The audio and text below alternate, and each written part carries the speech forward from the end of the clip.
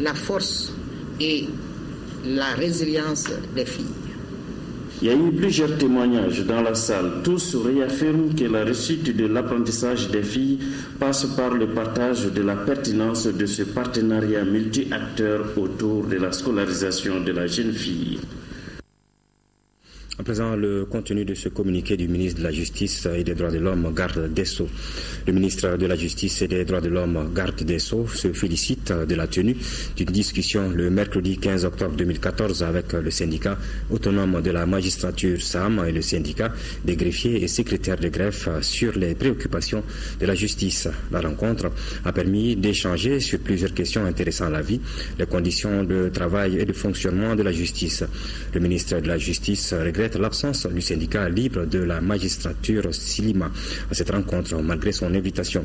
Il tient à remercier vivement le syndicat autonome de la magistrature et le syndicat des greffiers et secrétaires de greffe pour leur ouverture et la pertinence des idées constructives qui en ont résulté. Des études seront menées sur des perspectives innovantes en vue d'améliorer les conditions de vie du personnel judiciaire. En toute objectivité, nous espérons que ces études et des propositions qui seront faites donneront les résultats escomptés.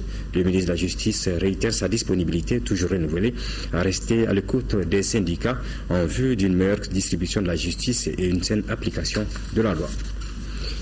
Les assises de la 3e Assemblée générale de l'Association pour la révalorisation de l'expertise nationale ARENA ont eu lieu ce matin à la Maison des aînés de Bamako. Le rapport d'activité et le bilan financier étaient à l'ordre du jour. Il ressort des travaux que l'association traverse une période difficile.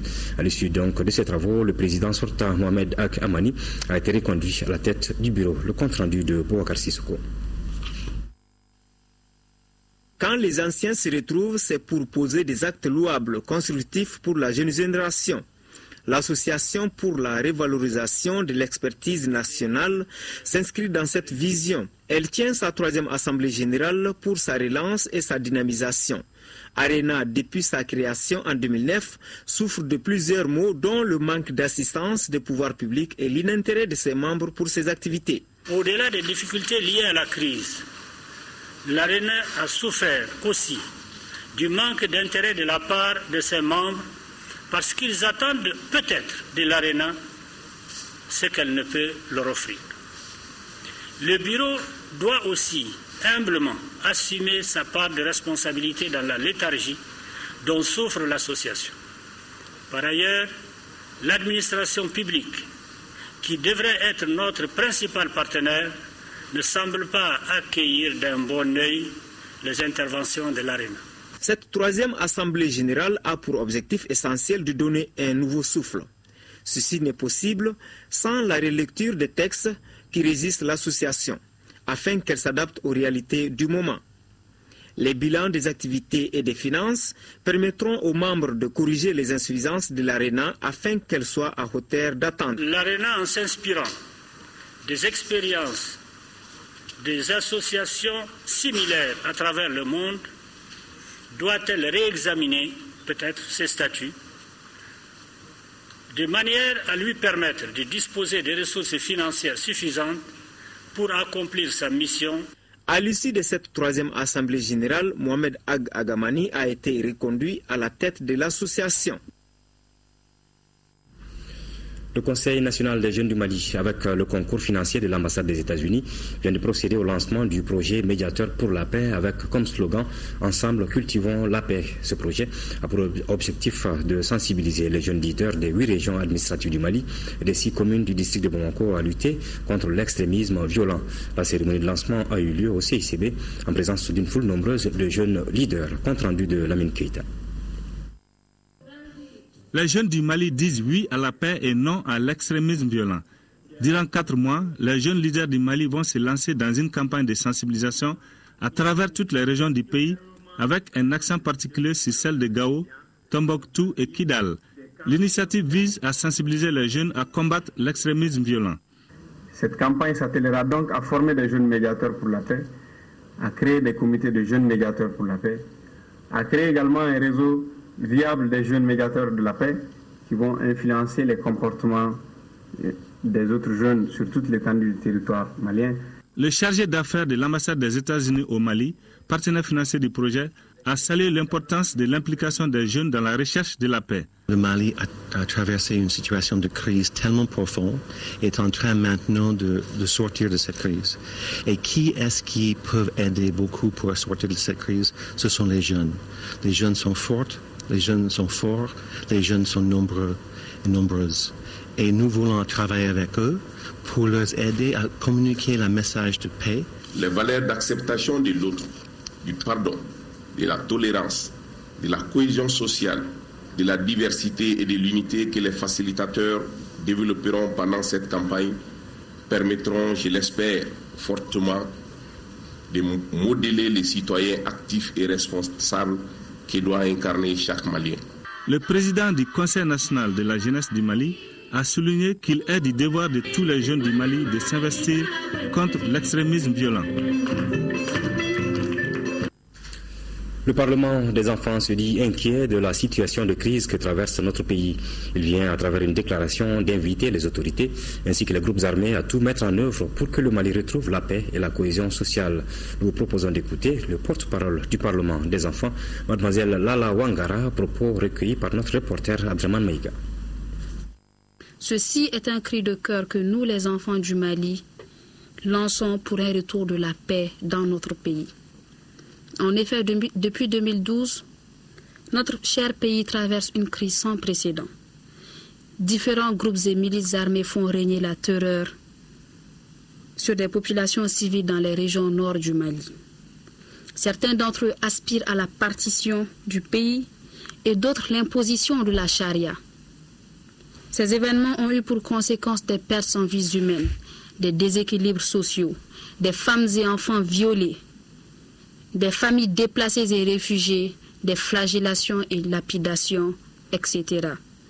Dans ces situations, ce sont nous les enfants et nos mamans qui payons le lourd tribut. Aujourd'hui, tout ce à quoi nous les enfants du Mali aspirons le plus, c'est le retour de la paix et de la stabilité. Nous lançons un appel aux plus hautes autorités du pays pour l'intégrité territoriale, la laïcité, la cohésion sociale et l'unicité dans la diversité. Afin que le Mali que vous nous léguerez demain soit un Mali fort et prospère, de Caille à Kidal. Voilà, Lala Wangara, présidente du Parlement des enfants, était au micro de Abdraman Maïga. Et le contenu de cet autre communiqué relatif au même sujet. Le CNID Association, à l'occasion de la célébration de son 24e anniversaire, au vu de la délicate situation que vit le Mali, réitère son attachement à l'intégrité territoriale, à la laïcité et à l'unicité du pays. Il réaffirme sans embâche tout le soutien qui est le sien au gouvernement du Mali et à la communauté internationale dans les négociations d'Alger. C'est une mobilisation des grands jours pour soutenir le gouvernement du Mali dans les pourparlers inclusifs d'Alger. Les communautés du Gourma, des lacs et celles de la bande du fleuve du cercle de Gourma-la-Rousse se sont retrouvées pour dire non à toute forme de partition du pays. À travers une marche pacifique, elles ont réaffirmé leur attachement à un Mali un et indivisible. Yaya Tandina. Partis du conseil de cercle de Gourma-la-Rousse, les marcheurs ont pris d'assaut la voie principale de la ville. Pancartes, banderoles, drapeaux maliens et autres supports en main pour réitérer leur attachement à ce grand Mali. Une initiative de la société civile de Gourma-la-Rousse. Les femmes ont participé parce que vraiment nous sommes fatigués. Aujourd'hui, nous avons vraiment décidé de participer à cette marche. Non à la division du Mali, oui à la réconciliation. Venus des quatre coins du cercle de Gourma-la-Rousse, les marcheurs ont traversé le marché en passant par la justice pour finir à la préfecture. Lecture de la déclaration et remise d'une copie. Au nom des populations et de l'ensemble des organisations de la société civile, nous réaffirmons ici et maintenant notre soutien ferme au président de la République, son Excellence Ibrahim Boubacar Keïta, au Premier ministre Moussa Mara et son gouvernement pour tous les efforts déployés pour réussir la paix. J'ai pu pour ma part vous donner toute l'assurance que les hautes autorités du Mali, fidèles à leur serment de respecter et de faire aussi respecter la Constitution, mettront tout en œuvre pour garantir l'indivisibilité du territoire national. Gourma-la-Rousse, comme son nom l'indique, est géographiquement divisé en trois. Les lacs, le Gourma et la bande du fleuve. C'est tout cet ensemble qui s'est retrouvé ce matin à travers cette marche pacifique pour joindre leur voix à celle de toute la 6e région pour dire stop à toute partition du pays. Même événement, cette fois-ci du côté de Kita, où la population a effectué une marche de soutien au gouvernement. Des milliers de personnes ont pris d'assaut l'artère principale qui mène à la place de l'indépendance pour dire non à l'autonomie d'une seule région ou à la partition du Mali. Reportage de Sirati Traoré et Abdul Salam Bambara. Ce jeudi à Kita, grande ville ferroviaire, des milliers de jeunes ont battu les pavés de la rue qui lie la maison des jeunes à la place de l'indépendance. La saga est loin d'être celle des jours de fête populaire. Les marcheurs par ce acte expriment ainsi leur indignation face à la situation du nord de notre pays. L'Azawad ne saurait être un territoire en dehors du Mali. Ce terme indique ni plus ni moins une contrée du territoire du Mali, comme le Wassolo, le Folona dans la région de Sikasso, le Karta, le Soroma dans la région de Kaye, le Mandé à cheval sur la région de Koulikoro et Kaye. À la place de l'indépendance, les marcheurs ont été reçus par le premier adjoint au préfet de Kita. En réponse à leur mémorandum, l'administrateur est on ne peut plus clair. Nous ne sommes pas surpris par cette action des populations de Kita. Une population qui a participé majoritairement à l'élection du président de la République, M. Ibrahim Boubacar Keïta. Cette confiance accordée au président témoigne le soutien que vous êtes et resterez toujours derrière lui dans tous les actes qu'il a et aura à poser dans ce pays. Comme votre vœu, il ne sera jamais pour une partition de ce pays. Malinké, Peul, Bamana, Mor, Songoï ont marché dans la communion à Kita. Et c'est ça le Grand Mali, le Mali pluriel de la période médiévale au contemporain. Autre sujet dans ce journal, le ministre de l'Intérieur et de la Sécurité vient de boucler une série de missions dans les régions de Ségou et Koulikoro. L'objectif de ces missions était d'informer et de sensibiliser les autorités politiques et administratives sur les opérations d'achèvement du RAVEC, l'organisation des élections communales et régionales et les questions sécuritaires. Le récit de nos envoyés spéciaux Mohamedou Doumbia et Abdraman Dokatraoré. Le ministre de l'Intérieur et de la Sécurité, le général Sada Samake, vient de boucler une mission à Ségou et à Koulikoro, où il a été reçu avec sa délégation avec tous les honneurs par les forces armées de sécurité, les administrateurs, les notabilités et autres personnalités. Objectif de ces missions, l'information et la mobilisation autour des opérations d'achèvement du RAVEC, le recensement administratif à vocation état civil et l'organisation des élections communales et régionales 2015. La région de Ségou, première étape, couvre une superficie de 60 947 km² pour 2 338 300 habitants. 180 agents sont mobilisés pour couvrir les 118 communes réparties en 39 arrondissements. À la date d'aujourd'hui, la situation des enrôlements de la région se présente comme suit. Du 1er au 14 octobre, bien sûr.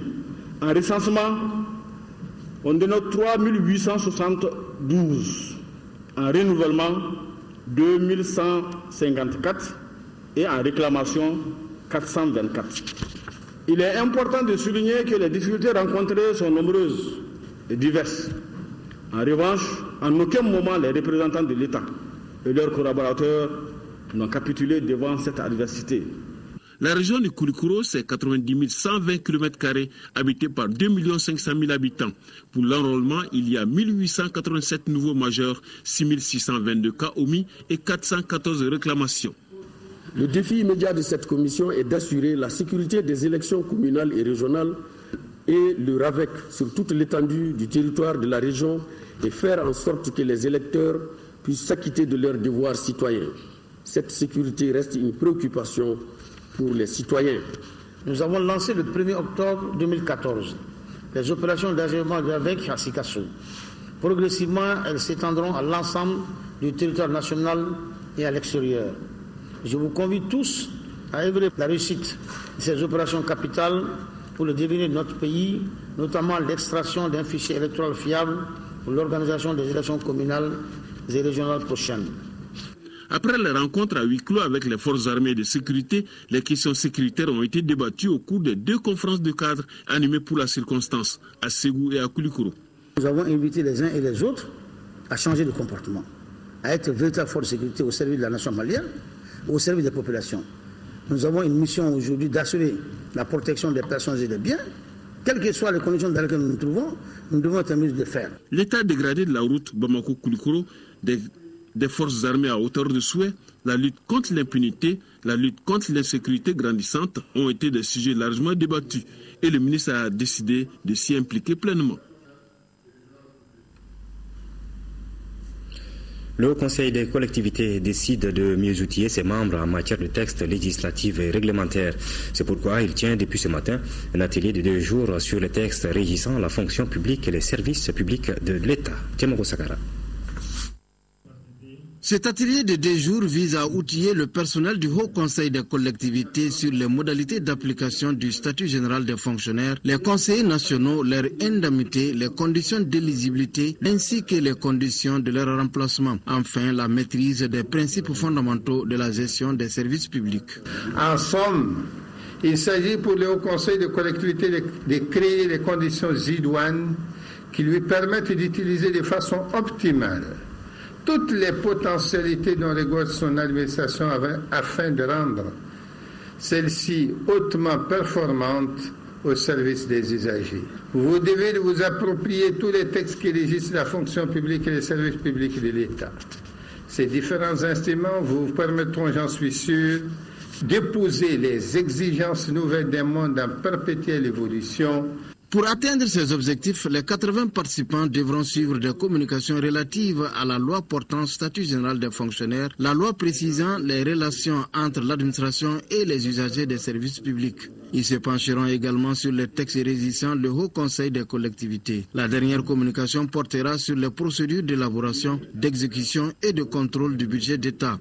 L'atelier regroupe des membres du Haut Conseil des collectivités, de l'Assemblée nationale, du Conseil économique et social, du Centre de formation des collectivités, du ministère de la décentralisation et celui chargé de la fonction publique.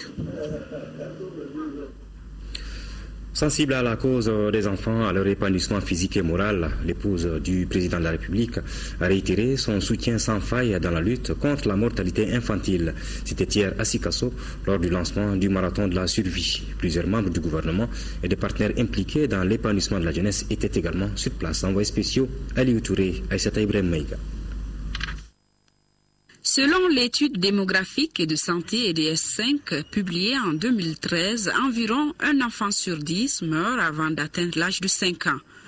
Toutefois, comparé à l'objectif de réduction de 2/3 défini dans l'OMD 4 relatif à la réduction de la mortalité infantile, notre pays doit renforcer ses efforts pour se rapprocher du taux de 20 décès pour 1000 naissances vivantes, défini comme la cible minimale de réduction de la mortalité évitable. Il faut faire la course pour aller vite, mais la course de marathon, ça veut dire que c'est une course de longue haleine. Ça veut dire qu'il faut prendre le relais à partir de 2015 pour commencer une nouvelle course. Comme cela a été déjà dit avant moi, l'objectif, l'idéal pour nous, c'est 0 mortalité des enfants. La survie de nos enfants est une question de survie collective. Tout à fait, car dit-on, la jeunesse est l'avenir de tout pays. D'ailleurs, pour renforcer la lutte contre la mortalité infantile, Save the Children appelle le gouvernement du Mali à prendre des mesures pour l'amélioration des plateaux techniques. Sur ce point, l'épouse du chef de l'État demeure une pionnière de proue. Je lance un appel à la mobilisation des partenaires sociaux, financiers et techniques, des agents de la presse publique et privée, de tous et chacun pour mener des actions concertées avec le gouvernement afin d'aider le Mali à accélérer le pas vers l'atteinte de la réduction aux 2/3 de la mortalité des enfants de moins de 5 ans. Pour ma part, je vous assure de mon engagement de toujours, œuvrer à vos côtés pour la survie des enfants au Mali. La course pour la survie était destinée à 70 enfants de 11 à 13 ans, choisis par un encadreur et divisés en 2 groupes de coureurs. Ce marathon de la survie a réuni toute la jeunesse de Sikasso au stade Babemba Traoré.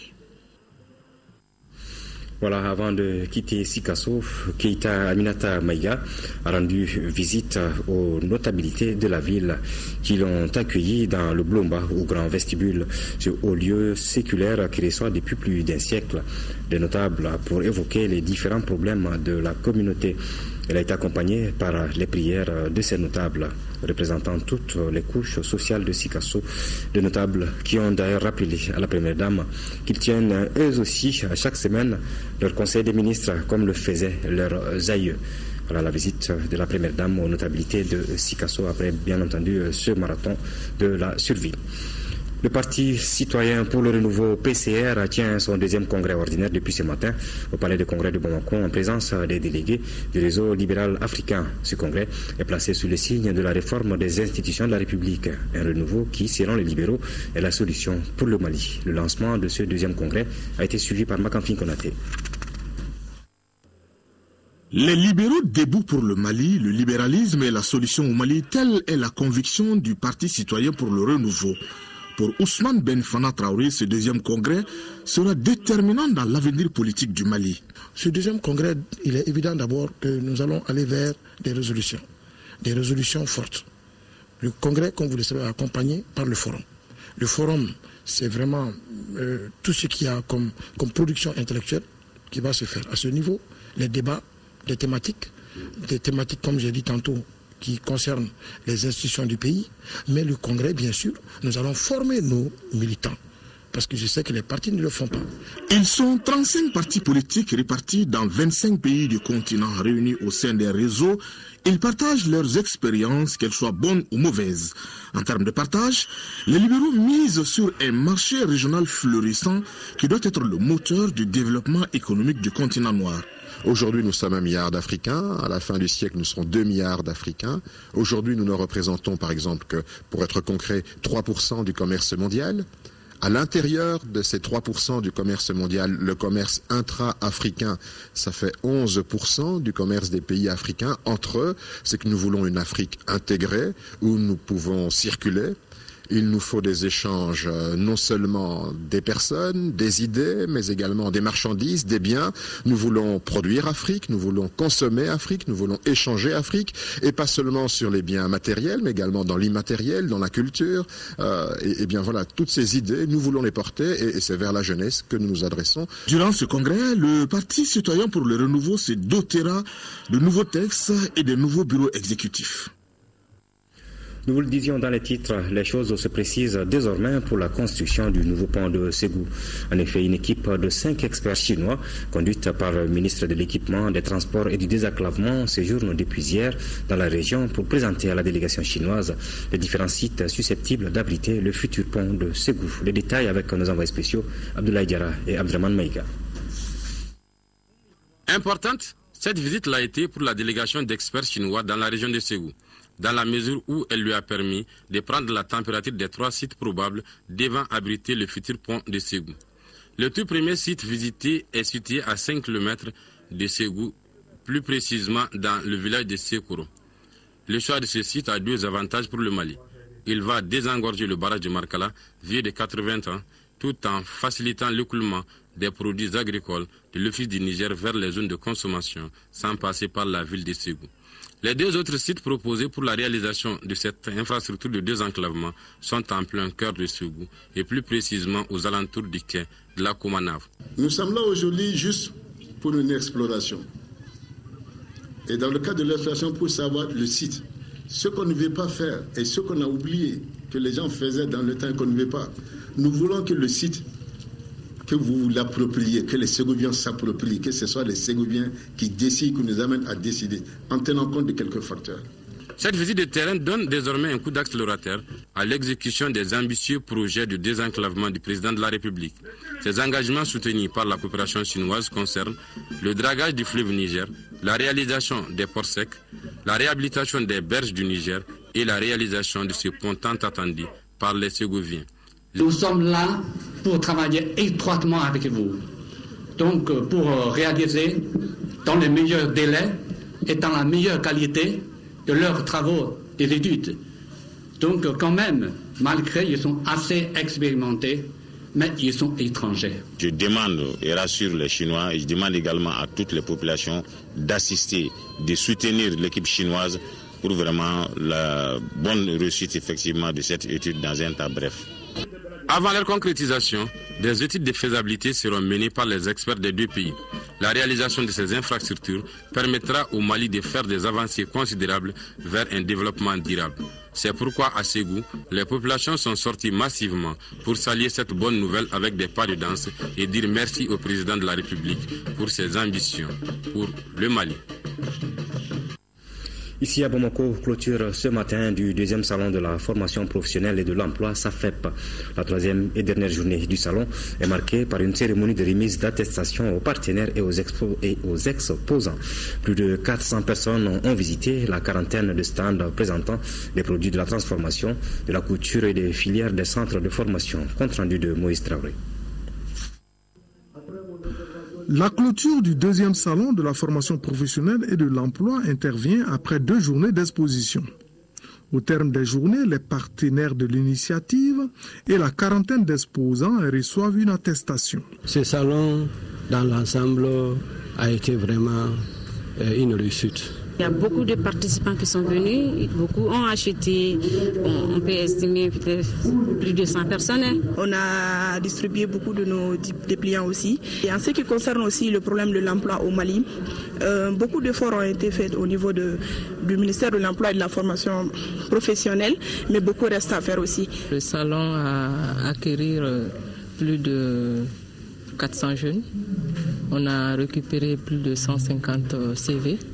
Et les stands, on est à peu près à une quarantaine de stands formés par des institutions de formation, des commerçants, des institutions de placement. L'organisatrice et le ministère de la formation professionnelle envisagent déjà la 3e édition. L'entrepreneuriat jeune et femmes au service du développement socio-économique du Mali était le thème de la 2e édition du Salon de la formation professionnelle et de l'emploi SAFEP. Plus de 3 milliards de chiffre d'affaires et une marge de progression de 18% par rapport à l'exercice 2013. Voilà des informations issues de la rencontre annuelle des réseaux des assurances LAFIA. La journée a été mise à profit pour remettre des attestations de reconnaissance à certaines structures rattachées. Batraoré.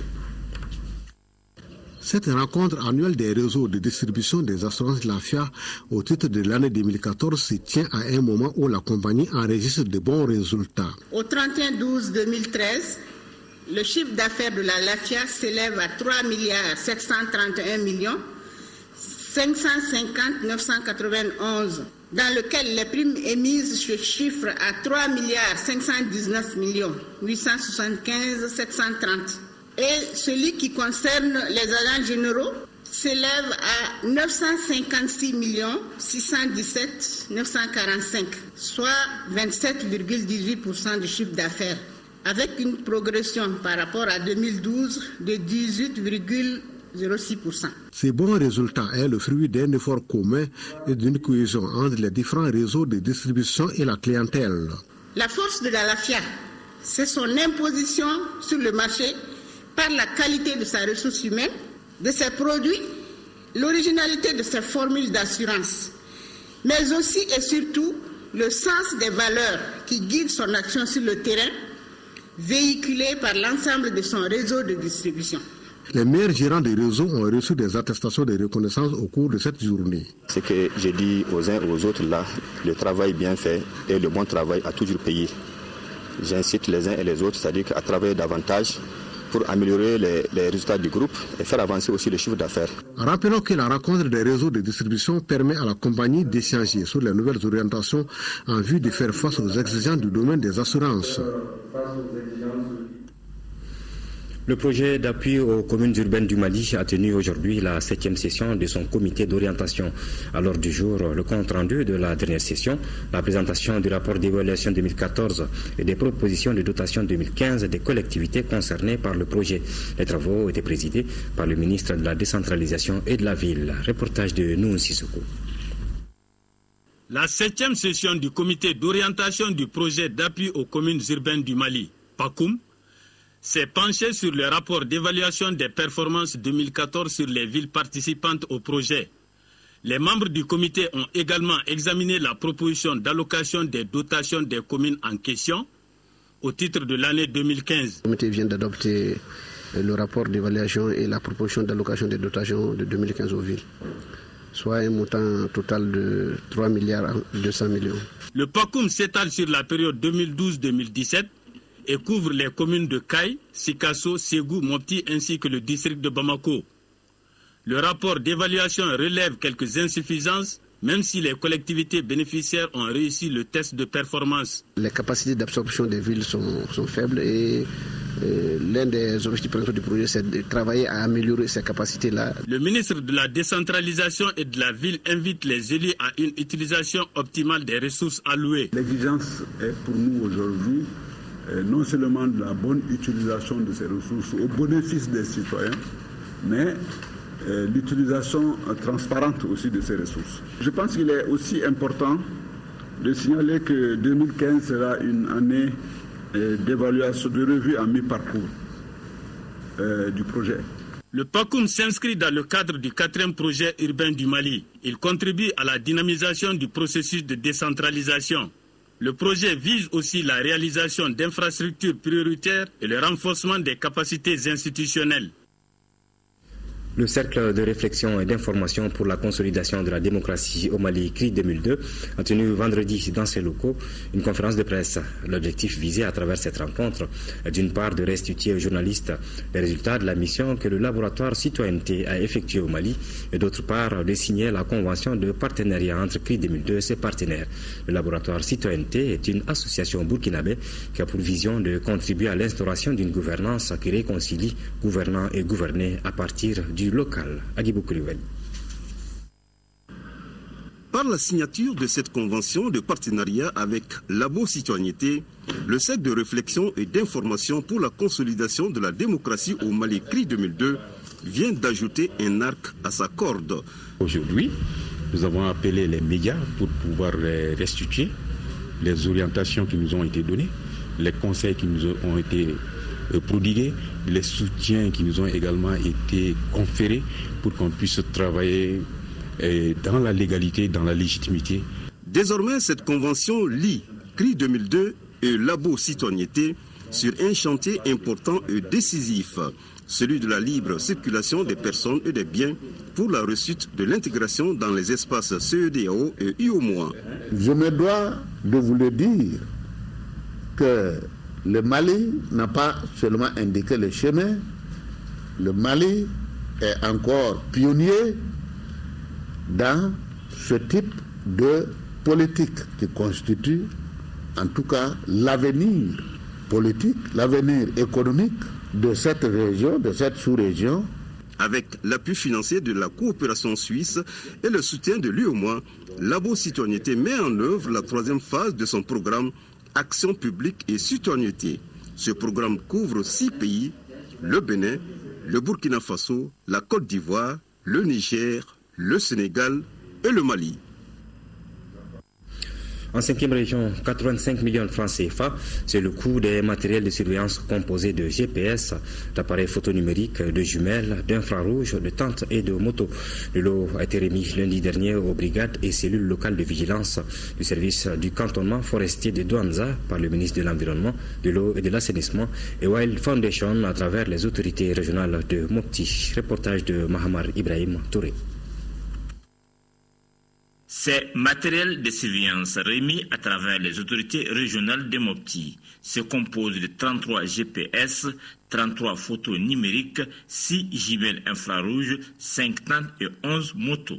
Ils sont destinés à renforcer les capacités de protection des agents forestiers de terrain, les brigades et les cellules locales de vigilance. Aujourd'hui, c'est de mettre en condition de terrain les cadres chargés de la protection de ces éléphants-là, de leur surveillance. Cette remise s'inscrit dans le cadre de la politique de protection des patrimoines fauniques, notamment les éléphants dits gourmands, par le ministère de l'Environnement, de l'eau et de l'assainissement et Wild Foundation. Ce qui nous réconforte aujourd'hui, c'est la synergie État, collectivité et communauté.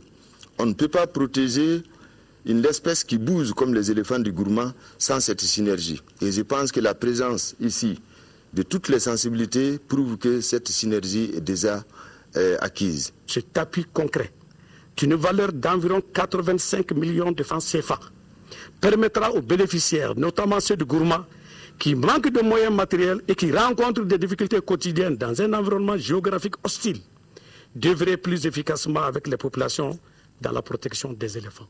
Les agents forestiers bénéficiaires veilleront à la protection des éléphants et leur habitat dans le Gourma en collaboration avec les brigades locales de surveillance, car pour Wild Foundation, seul compte les résultats réalisés avec ces matériels tests dès départ. La troisième semaine de la 20e édition du mois de la solidarité et de la lutte contre l'exclusion est consacrée au handisport. À cette occasion, la Fédération malienne de sport pour personnes handicapées a organisé une compétition de tricycle entre 3 catégories. La course a eu lieu sur le boulevard de l'Indépendance. Compte rendu de Abdulkarim Kaba. 3 courses sont au programme de cette édition de la course de tricycle de la Fédération malienne de sport pour personnes handicapées. Chez les dames, dans la catégorie d'athlètes de masse, Kolotoumou Koulibaly est arrivée première. Deuxième, Mariam Koulibaly. Et la 3e place est revenue à Oumou Traoré. En monsieur, Karaba Diarra s'est classé premier. Il est suivi de Boubacar Djibo et Yaya Togo. Dans la course des élites, Ibrahima Maïga a été imbattable en 12 minutes 25 secondes. Chaka Balo est arrivé deuxième. Et à la 3e place, Salif Togo. Les courses se sont déroulées dans la plus grande sportivité. Cet événement qui a vu naître le championnat handisport est une occasion pour les responsables de la Fédération malienne de sport pour personnes handicapées de rappeler le bilan de la saison. Durant l'année 2014, au niveau national, nos sportifs ont joué leur partition dans les différents événements sportifs.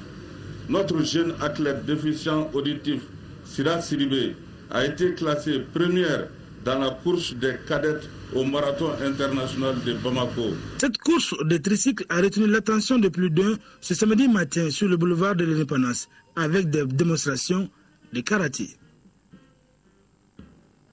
Et puis c'est des communiqués avant de nous séparer. Le président du Comité national de l'égal accès aux médias d'État invite les candidats et les représentants des partis politiques dont les noms suivent à se présenter au siège de l'organe demain dimanche 19 octobre 2014 pour l'enregistrement de leur message de campagne. 9h, M. Mamadou Balo, Asma CFP. 9h30, M. Joe Keita, Yelema. Et puis après ce journal, vous pourrez suivre les messages de campagne des candidats du PSP et du RPPM. Merci d'avoir suivi ce journal. Prochain rendez-vous d'information demain 13h. Bonsoir.